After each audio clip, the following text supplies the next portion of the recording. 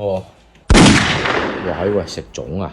係啊，你試下先。哇，係好似好重料喎、哇，有栗子喎、可以喎、你試下先啊，香嘅。但係啲味有啲唔知點形容。咁我啲粽喺邊度買嘅喂？嚇？咩買㗎？我睇下冰箱揼翻一隻啊，我專登留翻俾你㗎。你唔食咩？我唔食。今年我哋都冇食粽啊，唔會上年啩？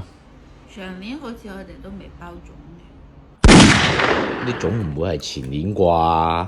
好似係我哋結婚嗰一年包㗎，媽咪包嗰時攞咁重料㗎。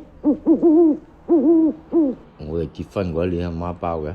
因為嗰陣時媽咪買咗好多料啊嘛，然之後用唔晒，所以先包咗咁多料啊。淋花買咁多料，喂唔係喎，我哋幾年前結婚嘅喎。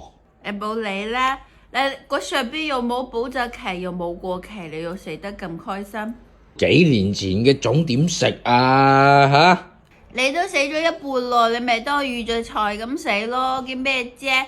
而家嗰啲城市人邊個唔食預製菜啊？當預製粽咯。咁你食咩啊？我等陣出去打邊爐啊！你快啲洗啊，洗完之後車我過去啊！哦。你做嘢，你快啲洗晒佢，有好趕時間噶，等住噶。